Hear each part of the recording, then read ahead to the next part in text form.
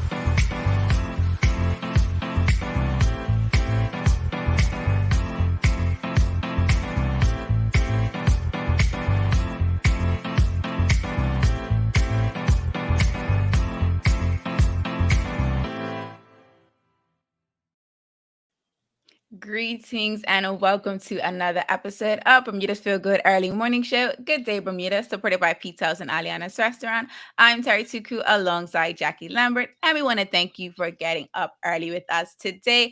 Jackie, it is Thursday, Friday Eve. How are you feeling? I'm excited. I know the weather's not supposed to be amazing, but I'm excited. I like a little Thursday, Friday. Well, Fridays I have like standing lunch dates with my friends. Mm-hmm. So I'm always excited for a little Friday action. So you're definitely excited for Friday Junior today, so that Friday can hurry and come. Yep. So I can get some food with some friends and some giggles. Food, friends, and giggles. I love it. So as y'all can see, Jackie and I are ready to bring you some feel good vibes this morning. So if you haven't already, go ahead and share this episode with your circle. Take a minute to share a post on Facebook. If you're watching on YouTube, go ahead and drop the link in your favorite WhatsApp group chat. And to all of our tweets over there on Twitter, make sure you retweet it. Now, before we get into our warm-up, we're actually going to have a shorter, semi-shorter warm-up today because for our feel good topic of the day, we're going to be talking about the challenges faced by a Black Bermudian professional golfer. We have Camiko Smith backstage, and he's going to join us for that conversation. And we're introducing a new feel good vibe of the day, so we're probably going to need a little bit of extra time for that. So make sure you stick around to find out what that is. Before we get into all of that, though, we do want to acknowledge that yesterday we lost another young king on Bermuda's roads. And so earlier, when Jackie and I started the show, we had an important conversation with the Road Safety Chairman, MP Dennis Lister III, and that was episode 22. So if you missed that episode, go ahead and watch the replay. So to honor those that we've lost on our roads and those that are new riders and drivers, those of us that are maybe stuck in some of our ways, we want to talk about our top road safety tips. So let us know in the comments what your top road safety tip is. What is the number one thing or the few things that you do to keep yourself safe on the road? And I want to say good morning to Karen Simmons. Thank you for joining us. Jack, you're a rider and a driver, but primarily you ride. So like, what is one of the number one things that you do when you're riding your bike? I avoid a collision at least 3 times a day on the roads. So I know it's scary. I've been trying to put down my bike for a while now because it's just a lot of people aren't considerate. I've had to avoid cars that have decided that they want to cut the corner. So now I have to like avoid stuff, avoid potholes, the wall and the car. But what I've noticed is I have to be extremely aware of everything that's going on around me. So I'm constantly looking in my mirror, trying to look at least 10 meters ahead of me, 100 meters ahead of me to see what's going on down there so that I can be prepared to stop or go or avoid. And even when it comes to cars that have that look like they're about to come onto the road in front of me, I will toot. You'll hear me. You're going to know that I'm there. Like, and that's what you're supposed to do, right? That's what the horns for. I know Bermudians have this tradition. If you're just joining us, we're talking about road safety. We have this tradition to like toot and we see someone to acknowledge them, like to say hi. But the purpose of the horn is as an alarm, right? Like it is to let someone know, like, hey, pay attention.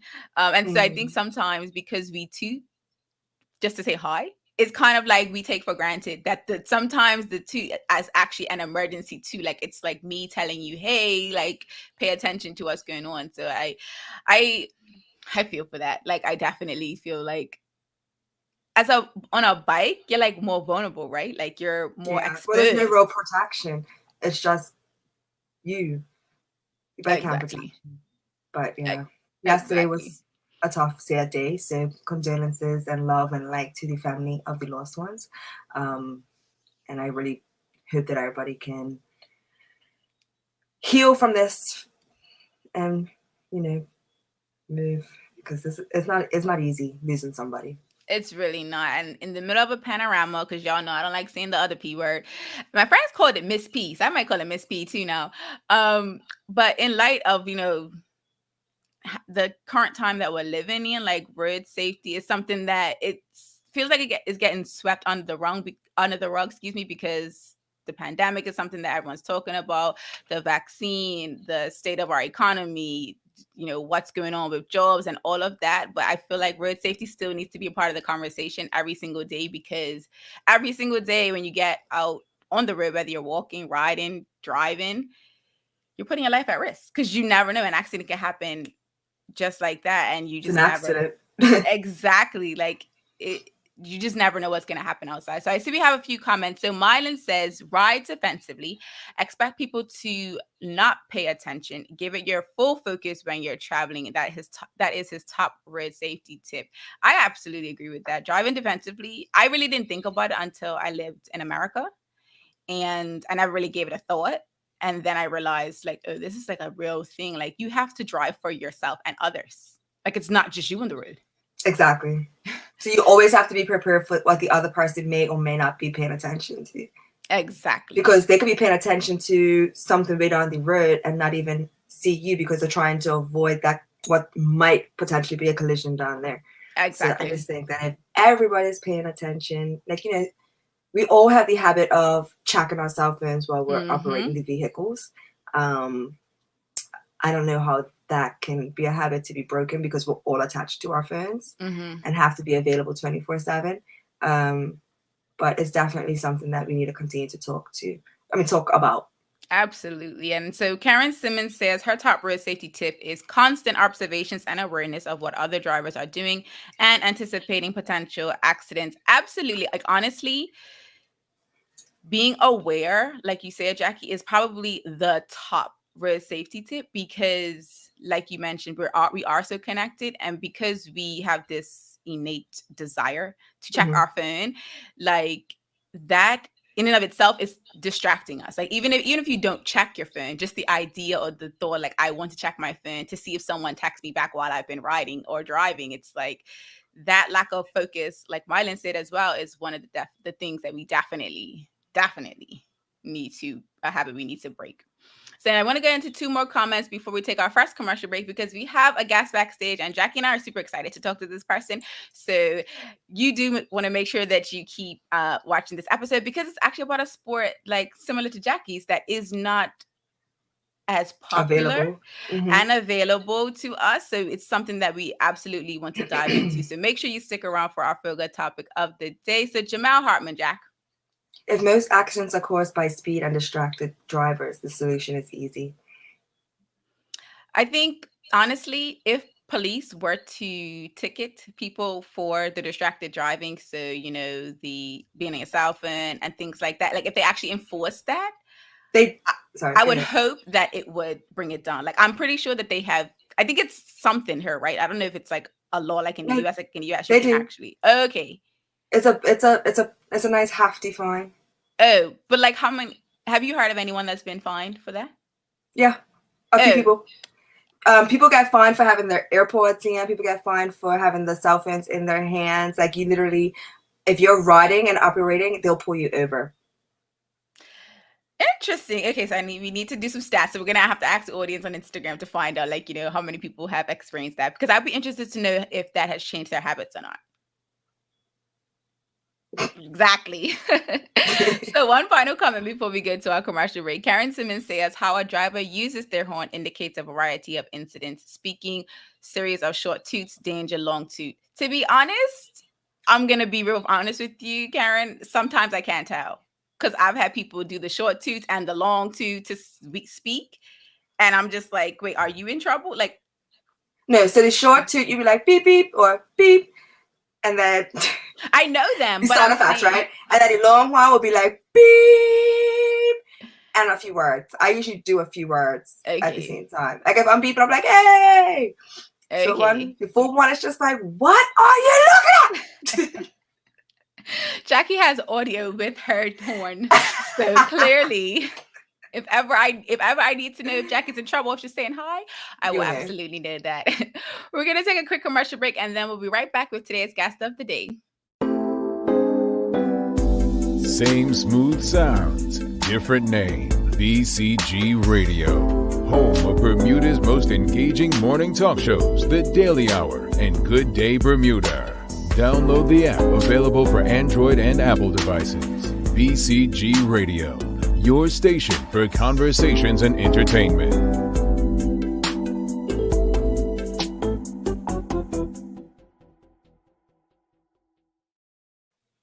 Welcome back to Good Day Bermuda, supported by Pizza House and Aliana's Restaurant. I'm Terri Tuku alongside Jacky Lambert. And if you're just joining us, we did wrap up our Feel Good warm-up where we talked about road safety tips. And if you have any road safety tips that you want to share with us, feel free to do so in the comments. We're going to switch gears and bring in today's guest of the day. We are talking about the challenges faced by a Black Bermudian professional golfer. So as we bring in our guest, please help us welcome Camiko by dropping a golf emoji or maybe your favorite sport emoji in the comments. Good morning, Camiko. Hey, good morning. How's everybody doing?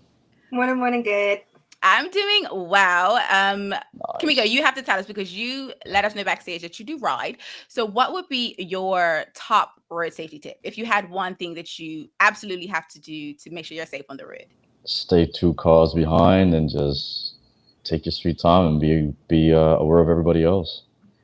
I love that because the awareness, I think awareness is the theme, right? I think awareness is definitely something that we need to talk more about when it comes to, operating vehicles on the road. Yeah, it's quite sad what's happening in Bermuda with these accidents back to back. Absolutely. So on a positive note, switching gears, now we know, Jacky and I know, that Bermuda, and you probably as well, we're known for football and cricket as a sport. Those are the main 2 sports that people talk about. That's what people are getting into. So why did you choose golf? I think golf chose me personally. I grew up in Spring Benny next to Port Royal. I did play a little bit of cricket. I went to Southampton Glebe Primary School, so we played cricket. I did track and field. My mom's also a track star as well. So, and my uncle Kevin he won 24 for me a bunch of times. But somehow I got caught in the golf. I have family friends that also played.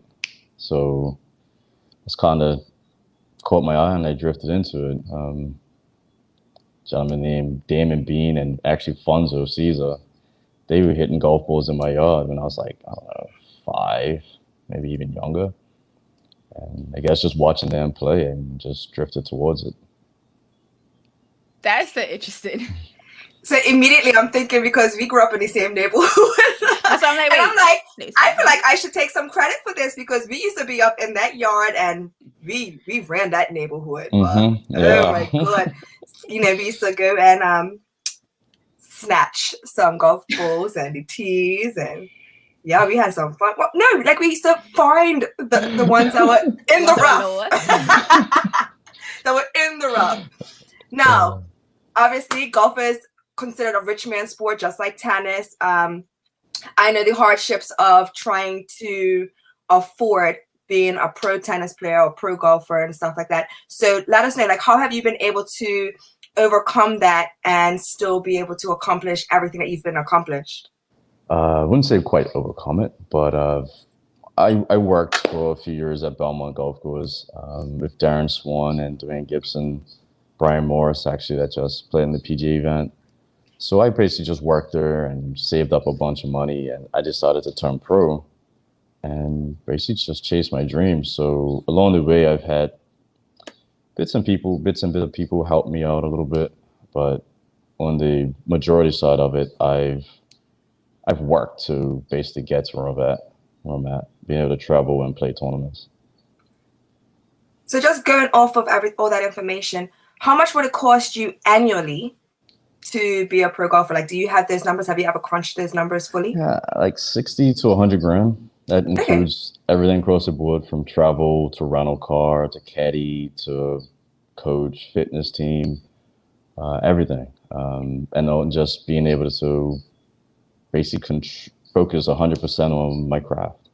And that includes, sorry, I'm just making sure it's all expenses. That includes all of the tournament fees that you have to pay. Tournament fees, food, because obviously being an athlete, nutrition is very important. Yeah. Okay. It covers and everything. Does that include your gym membership? Because I see you're up early.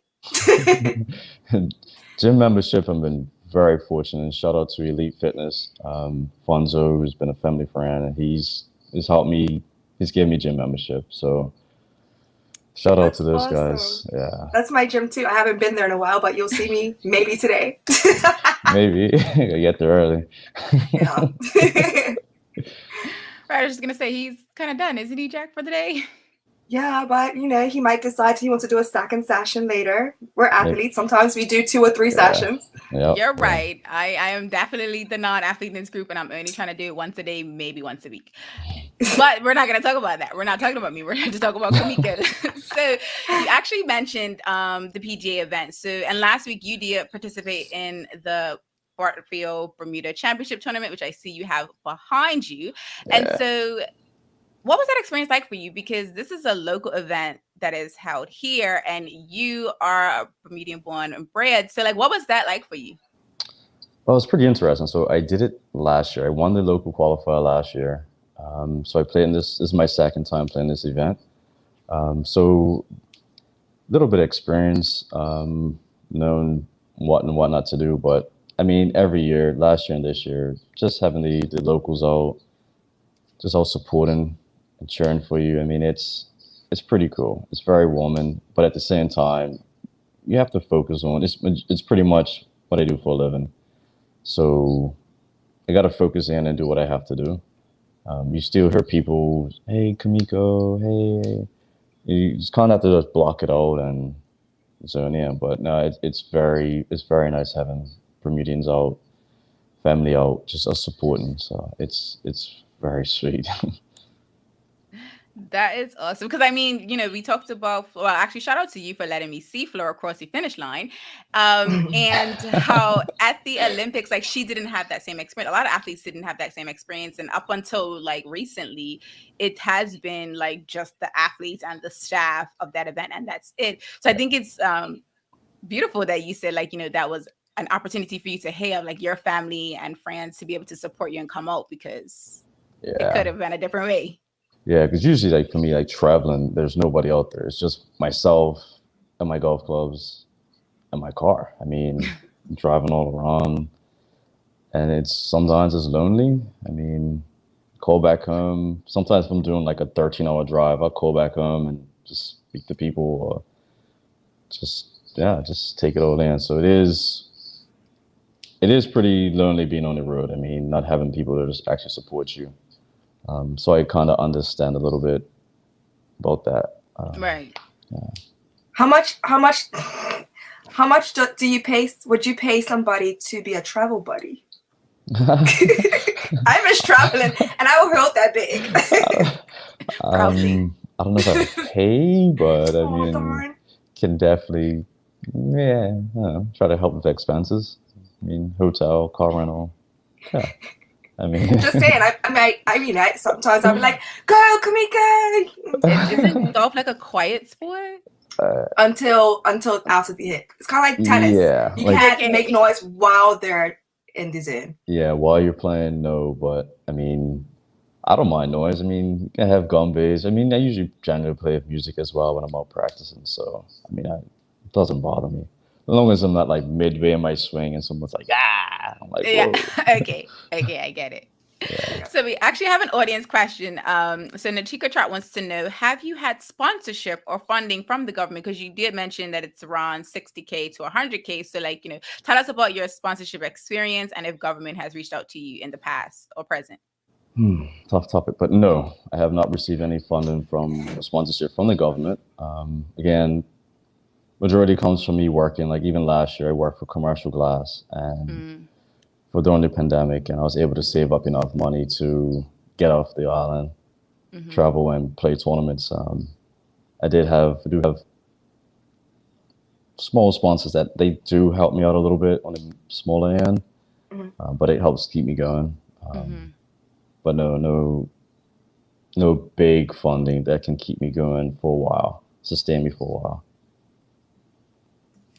What is that like? Like, I mean, because it's a challenge, and we saw you post it on Twitter previously, like, you know, definitely call in for this, you know, with the comments in their accounts to kind of come forth. So like, how challenging is that to maybe see counterparts that do have sponsorship or are able to secure funding, and then you are having to have a job in order to support yourself? Because golf is obviously something that you love and you're passionate about. So like, how has that been for you? Sorry, can you repeat that?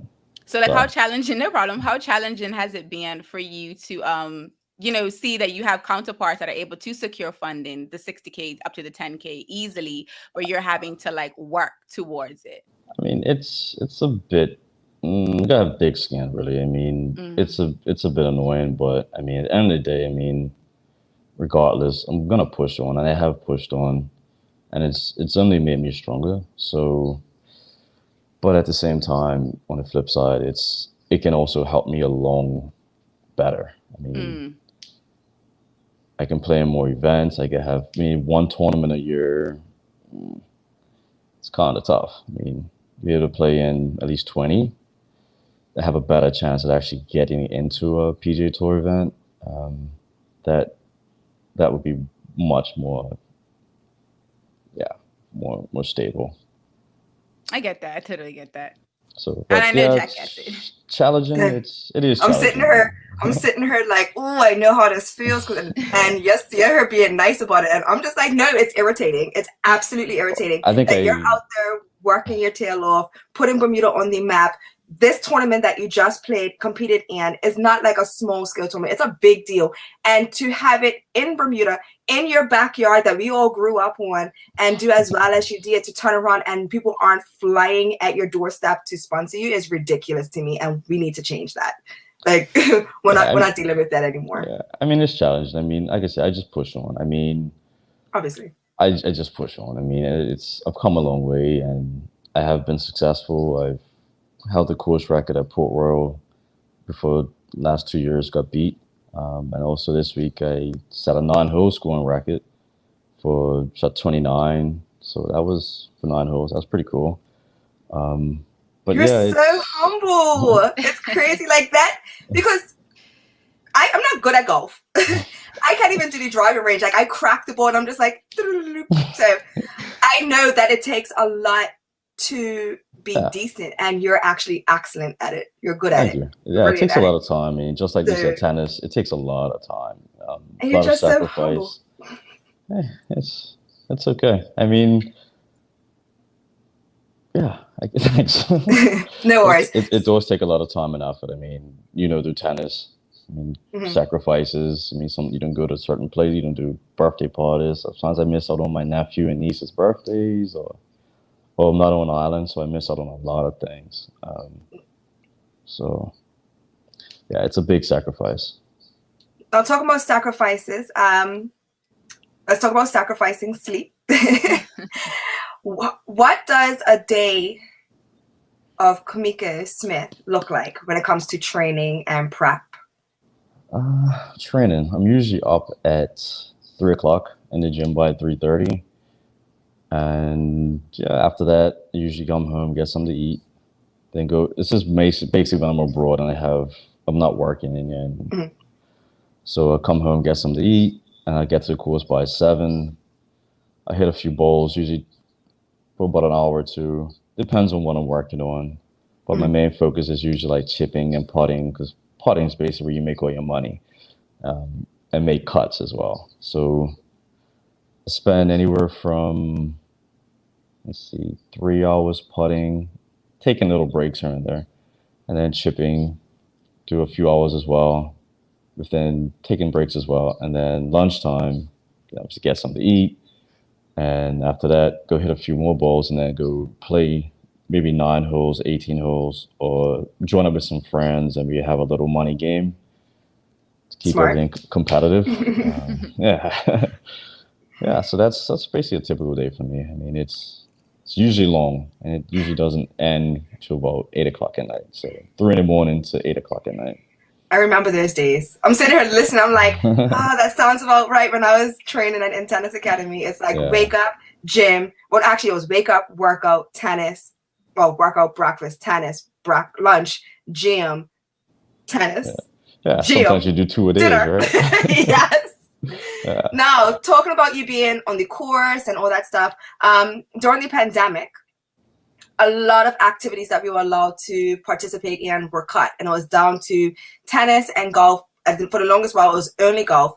And I just want to know, like, how does it feel to, one, see that a lot of people have become interested and fallen in love with the sport that you've always loved? And two, has it been detrimental to your training schedule? Because I know a lot of times the golf courses were flooded, and like, well, not flooded as in rain, but flooded with people that were out there trying to get exercise and play a little golf, because you weren't allowed to have the big groups. So it was smaller, so that means it was spread out, which means the timing's off. Did that hinder you at all? So that's 2 questions. It didn't really hinder me. Like I said, I was working, so I didn't really. My practice times were, believe it or not, like dark times. Like I would go to the golf course at 5 o'clock in the morning and hit a few balls at Ocean View when it's pitch black, and then go work.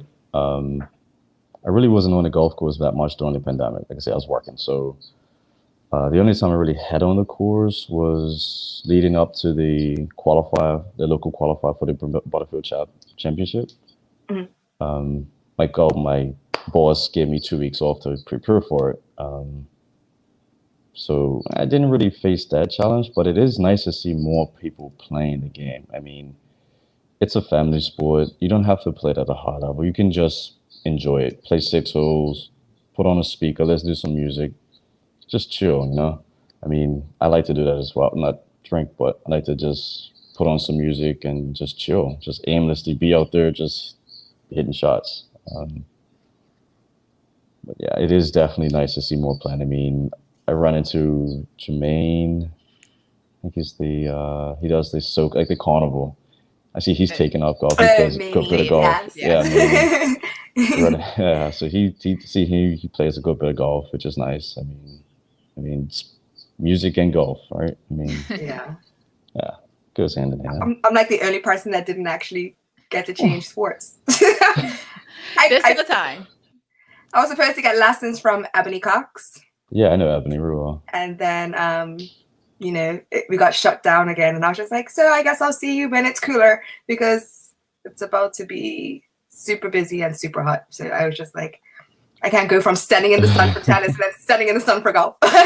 No, it can be pretty hot. I mean, I'm based in Dallas, and it gets up to like 120 degrees sometimes. And I mean, yeah, it is what it is. I mean, we just work hard, and I mean, it pays off at the end of the day. So why Dallas? Because I'm sorry, Terry. I was actually going to bring in an audience question. So before you ask the Dallas question, we have 2 questions on the audience. So Nachika Trout wants to know, so back on the funding, as a professional golfer, are you allowed to have a GoFundMe page? So like if you wanted to start a campaign, are you able to do that? I believe I can. I just know at the time I did try one. It was something to do with banking and Bermuda and a little bit of banks. So I kind of just put that to the side. So going off of that, because I know GoFundMe pages, they work when you're in the States. Do you have an personal question, an American bank account that you can link to a GoFundMe page since you're based in Dallas? I do not have an American bank account. It's something I need to look more into. Again, I'm doing this. I started this all by myself. There wasn't much information, and I'm learning as I go, really. Absolutely. Yeah. But obviously people want to support you, so we're going to find those ways to get you those funds. I do appreciate that. Listen, our audience will definitely try wherever and however they can to support you. So we have this question. It's actually for both of you from Karen Smith. She says, do professional athletes like you, Camiko, and Jackie believe that young people who look like us are aware of the opportunities and experiences in the sports you are involved in, golf and tennis? No. We're trying. I mean, I'm not. sorry, go ahead, Jackie. You first. No, go. It's hard to get that exposure out there because most people, like we started off with the question, it's rich people's sport. So a lot of people are deterred. So they don't even ask how much it is. They're just like, oh, I can't afford it. And I'm like, how do you know? You haven't even asked me what the price is, because I actually sponsor a lot of people where I'm just like, just come on court. I will, if a child is walking, I've seen where children are walking from Dalwood and they just look like they have idle time. I'm like, hey, wait in, come. It's all right. You can play barefoot. Here's a racket. Here's a ball. Go. And that's how I just drag people on the court. And I'm like, here's my cell phone. Call your parents. Let them know you're at the tennis stadium. But we need more of that as well. I mean, that's kind of how I got picked up. Not a little different, but I mean, my experience was I went up to Port Royal when I was 9 to the caddy shop and pretty much peeked my head over the counter and asked for a golf club. A gentleman named Teddy Reeves, he could have told me no, keep walking, get cracking. But he took me down to the driving range and we hit a few balls, and from there he gave me access. So like Jackie, he's just giving people access. I mean, regardless if they don't have money or not. I mean, it takes that, giving people access. Golf is predominantly rich person's sport. Mm-hmm. I'm not rich, and I have a rich background off of that, but just having someone to give me access, I mean, it helps a lot. Access. Jackie, you're doing the Lord's work with that then. Trying. I'm just trying. Like we go into these schools. We're trying because golf, tennis, because they're rich people's sports, the backing behind it is amazing as well when it comes to getting, if you're going to get scholarships. I'm not sure how it is in golf per se, but I know that getting scholarships, if you're just going to prep school, mm-hmm. and then when you actually go to university, they're looking for people to play from. I'm not sure if you can get a full ride in golf, but I know in tennis you can get like a full ride. Yeah. Books paid for, equipment paid for. Like you're literally just showing up, and everything else is expense. So to try and get that opportunity for our young people that can't even get to school because they can't afford it, but now they're playing tennis and they're able to get into even a Division 5 school, where our expenses are everything's paid for because they're an international student, is an opportunity that we have to make sure that our youth get, whether they're as the period. I was going to say whether they're black or white or whatever their ethnicity is, but just to get that exposure out there, because they are great sports and they teach you life lessons. So they teach you how to work as a team. They teach you how to live life as an individual. So you'll be able to walk through life by yourself or with a crew. Yeah. But back to you, Camiko, because I didn't get to ask this question. So in tennis, the capital of tennis would be either Barcelona or Florida. Those are the top places. Did you choose Dallas because that's the top place for golf? Dallas kind of just stumbled in my lap somehow.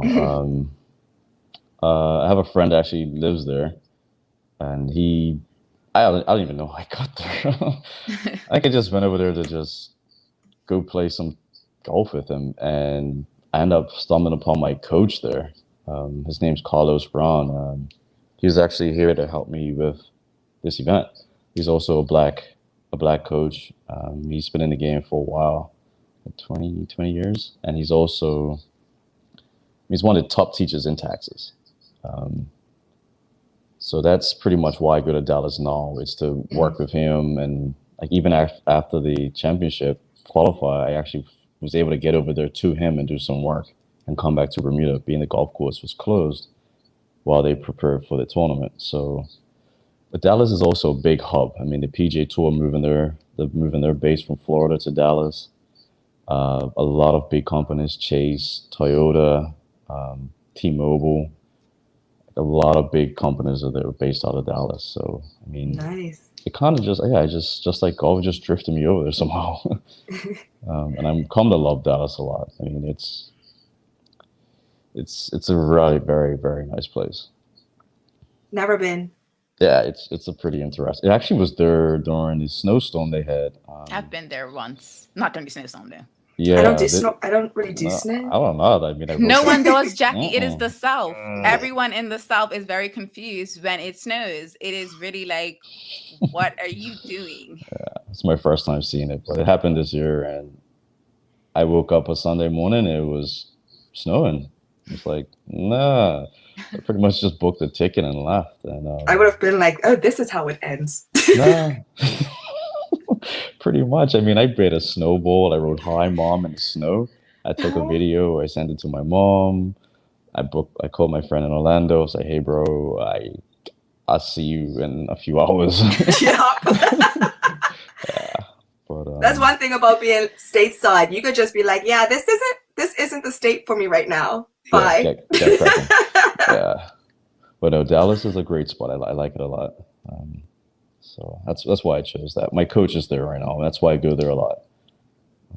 I think that makes perfect awesome. sense. And I Yeah. think, but just knowing that, right? Because like Jackie said, like there are cities that are, specific to each sport, but knowing that there's opportunities outside of like the typical places Yeah. may be even more, make the sport even more accessible to people, because I think Nachika Chart said that there are golf scholarships at colleges and universities. So knowing that, yourself and a great Black coach is in Dallas might inspire a young person that's interested in golf to like say, hey, maybe I should look into schools in Dallas, Texas, or maybe I should look into when he was in Florida, like what's down there to kind of like, get But- their career going. On another note, there are a ton of scholarships, especially for girls. There are a ton of golf scholarships out there for girls. And that's one thing I would like to see more in Bermuda. I think Evan is on the right path, is to get more girls involved in golf. Even if you don't take it serious or want to be a professional, there's so many networking opportunities through golf. I mean, I've networked with a ton of people. I mean, from elite athletes, Hall of Fame athletes, CEOs. Like it's ridiculous the type of people you meet. And again, it's a networking opportunity. You don't have to be a professional golfer, but it gives you can also get a full ride to colleges and whatnot. So I mean, it's a lot of opportunity out there through golf. I love that. And speaking of networking, Camiko, for those that want to, connect with you, because Jackie and I could probably talk with you for the rest of the morning, but also we definitely want to connect people with you. So for those that maybe want to support you, figure out once you do get your GoFundMe page rocking, because you do need a U.S. bank account, apparently, for the GoFundMe. So for when you're ready to take on that sponsorships, and for people that want to, reach out with you and learn more, how can they connect with you after today's show? Well, my email address, I give my email address is cmsmithbda@gmail.com. Also, my Instagram page is my name, Camiko Smith Golf, and my Twitter handle is GolfMiko. So any one of those platforms, folks, you can reach out to Camiko. Once again, thank you for joining us this morning. That was sweet. Nice. I appreciate it. Thanks, ladies. You Thank are you. most welcome. Nah, you girls are Absolutely. awesome. Thank you. So, audience, we're going to take a quick commercial break, and then we'll be back with our Feel Good Vibe of the day. It's a new one today. It's something we're premiering, so make sure you stick around for that. Same smooth sounds, different name. BCG Radio, home of Bermuda's most engaging morning talk shows, The Daily Hour and Good Day Bermuda. Download the app, available for Android and Apple devices. BCG Radio, your station for conversations and entertainment.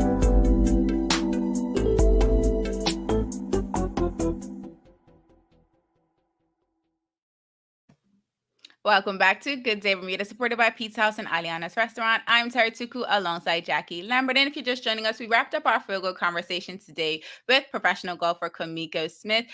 Do let us know what your thoughts are of our conversation with Camiko. I see Karen Simmons has already told us that it was a great conversation with him this morning. Thank you so much for that, Karen. And Jack, real quick, 60 seconds or less, what were your thoughts on our convo with Camiko? 60 seconds is a long time, girl. Well, 30 seconds, 20 seconds. 5 seconds. Too much pressure now. No, I love having a conversation with Camiko. We grew up together, so to watch him go into this sport and thrive is amazing. We need to find ways to support our local athletes before they make it, not after they make it, so that they can make it make the road easier for them, especially because they're putting us on the map. Like he said, golf and like sports is a network. It's just a huge networking event going on. And to pay to represent yourself and your country, to carry that flag and then not get the financial support from a country that spends previously in other departments. Hey, can I say where you going with this, Jack? Well, because I was just like, do I say it because I'm going to get like in trouble? But you know what? Whatever. I've experienced it. So it's from my experience as well. We need to find ways to actually support our own. Absolutely. Better. And actually, I wanted to bring in some comments. So Kathy Rogers says, loved it, eye-opening conversation. And I would definitely like to support our local athletes. So as much as we can do, we'll continue to have these conversations. Absolutely. And Chica Trot says, an informative conversation, and I wish him all the best. Absolutely. So Jackie and I obviously do wish Camiko well. We engage with him on social media all the time. Jackie knows him in real life. I have only met him virtually, but I can't wait to meet him in real life. And so without further ado, today's Feel Good Vibe of the Day, we are introducing a new segment, Trivia Time with Terri. That's me. So each and every Tuesday and Thursday, I am going to be testing your knowledge against Jackie. And so if you guess the answer right, all you have to do is send us an email engage at Good Day Bermuda. And that we're working on some things behind the scenes on something special. So we don't really know what it is we're going to be doing. But if you beat Jackie in this trivia, then we'll probably have something for you later on in the year. So first question, I actually didn't create the little thing, so I'm just going to read it. That's fine. What golfer won his 4th Masters tournament in 2005? Audience, you can guess as well. What golfer won his 4th Masters tournament in 2005? First answers only. Well, it's not Tiger Woods because, like, I feel like he had surpassed that already. I'm gonna give him anyway. Tiger Woods. You're actually right. No way, that's crazy. I was like, I feel like he was past that already, but no, actually, 2005 is a long time ago. We're in 2021. Exactly. Never mind. Exactly. And final one, also related to the same sport. What golfer won his 3rd green jacket at the Masters tournament in 2010? What golfer won his Can I go Tiger 3rd Woods green jacket at the Masters tournament in 2010? Beg pardon? I'm gonna go Tiger Woods again. So actually, no, that is not the answer for the second one. Darn. The second one is Phil Mickelson. I've heard the name. I didn't know who he was, but that is the answer. So if Camiko is still backstage and didn't help me cheat, he's not getting coffee tomorrow. On that note, y'all, we hope that today's Feel Good Vibe of the Day has you ready to make it a great one and that you learned something new.